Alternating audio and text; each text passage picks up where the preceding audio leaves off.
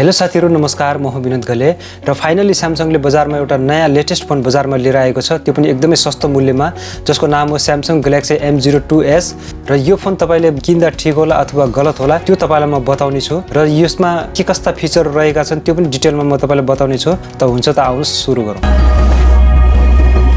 यसको डिजाइनको बारेमा भन्नुपर्दा चाहिँ यसको डिजाइन चाहिँ ठिकठाकै छ र यसको पछाडीको ब्याक प्यानल चाहिँ तपाईको प्लास्टिकले बनेको छ। सस्तो मोबाइल हो, त्यो ठिकठाकै छ यसको डिजाइन चाहिँ। र अब कुरा गरौँ यो फोनको स्पेसिफिकेसनको बारेमा, जसमा चाहिँ प्रोसेसर रहेको छ 14nm टेक्नोलोजीमा बिल्ड भएको स्न्यापड्रागनको 450 चिपसेट रहेको छ, जुन चाहिँ तपाईको आजभन्दा 3.5 साल अगाडि पुरानो चिपसेट हो। र यसको बारेमा डिटेलमा म तपाईलाई कन्क्लुजनमा बताउने छु। र त्यस्तै गरी यसको डिस्प्लेको बारेमा कुरा गर्नुपर्दा यसको डिस्प्ले रहेको छ 6.5 इन्चको HD प्लस TFT डिस्प्ले रहेको छ, जुन चाहिँ एकदमै पुरानो डिस्प्ले हो र यो एकदम सुरुमा आउने जुन मोबाइलहरु थिए त्यसमा पाइने डिस्प्ले हो। यो एकदमै पुरानो क्वालिटीको र यसको बारेमा पनि डिटेलमा म तपाईलाई कन्क्लुजनमा बताउने छु।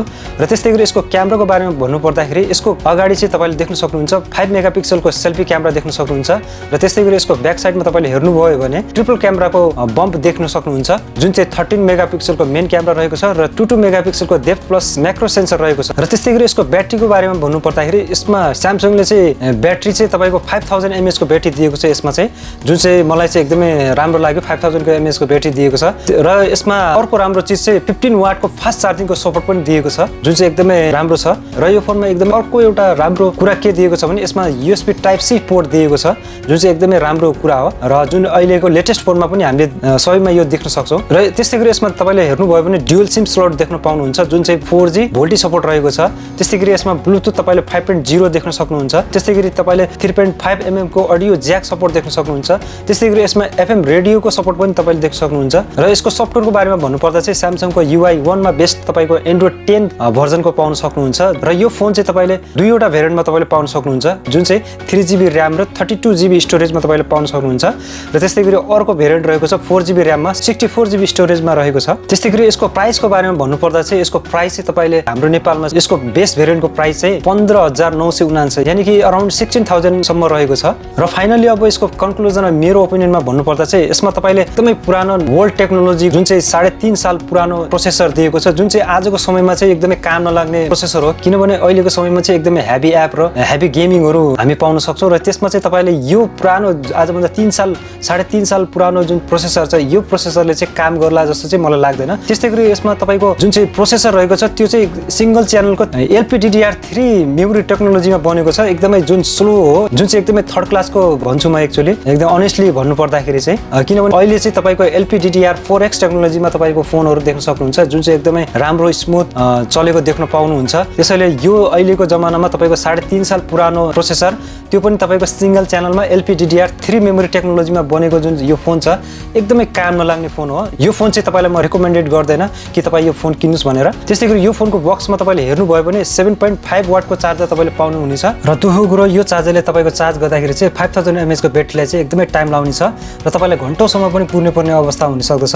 यसमा चाहिँ Samsungले चाहिँ 10 वाटको कम्तीमा पनि 10 वाटको चार्जर दिएको भए एकदमै राम्रो हुने थियो, किनभने आजभोलिको सस्तो फोनमा पनि 10 वाटको चार्जर चाहिँ दिएकै हुन्छ। तर Samsungले भनेको छ कि यो फोनमा चाहिँ तपाईको 15 वाटसम्मको फास्ट चार्जिङ सपोर्ट गर्छ भनेर, तर विडम्बना यसमा चाहिँ 7.5 वाटको चार्जर मात्रै दिएको छ। त्यस्तै गरी यो फोनको एकदमै नराम्रो पक्ष चाहिँ अर्को के रहेको छ भने यसमा चाहिँ तपाईको TFT डिस्प्ले जुन चाहिँ एकदमै इन्ट्री लेभल तपाईको सुरुवाती तौरमा जुन फोनहरु आउँथे त्यसमा तपाईले TFT डिस्प्ले तपाईले पाउनुहुन्थ्यो। त्यही डिस्प्ले चाहिँ तपाईले अहिले 2021 मा आएर तपाईले त्यही डिस्प्ले तपाईले पाउनुहुन्छ, जुन चाहिँ एकदमै नराम्रो पक्ष लाग्यो यो फोनको। TFT डिस्प्लेको बारेमा भन्नुपर्दा चाहिँ तपाईले यहाँ स्याम्पल पनि देख्न सक्नुहुन्छ। TFT डिस्प्ले चाहिँ एकदमै अँध्यारो देख्न सक्नुहुन्छ र तपाईले फोन लिएर कुनै पनि मुभी अथवा कुनै पनि गेमिङहरु कुराहरु गर्नुभयो भने तपाईले फ्रन्ट एंगलबाट तपाईले हेर्नुपर्ने हुन्छ, तर तपाईले साइडबाट हेर्नुभयो कुनै पनि मुभी भनेपछि त्यो तपाईको एकदमै डार्क जस्तो देखिन्छ, नेगेटिभ टाइपको देखिन्छ भनौं। र त्यस्तो खालको चाहिँ तपाईले यो फोनमा चाहिँ तपाईले देख्न सक्नुहुन्छ। TFT डिस्प्लेको चाहिँ क्वालिटी त्यस्तो हुन्छ। त्यस्तै गरी यो फोनमा चाहिँ तपाईको 22 मेगापिक्सलको म्याक्रो प्लस डेप्थ सेन्सर दिएको छ, त्यो चाहिँ एकदमै काममा लाग्ने सेन्सर दिएको छ। त्यस्तै गरी यसमा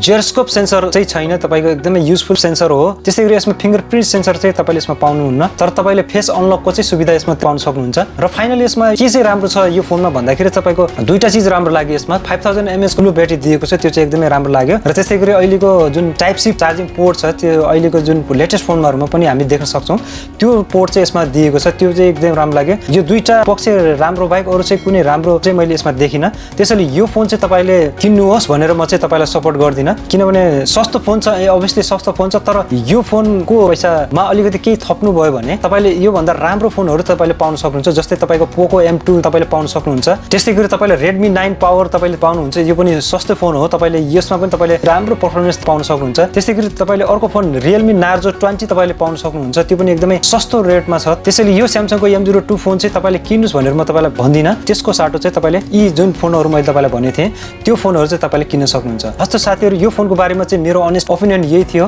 यो मेरो ओपिनियनमा तपाई सहमत हुनुहुन्छ कि हुनु हुँदैन कमेन्ट बक्समा तपाईले कमेन्ट गर्न सक्नुहुन्छ हस्त साथीहरु यस्तै जानकारीमूलक भिडियोहरु लिएर फेरि आउने छु नमस्कार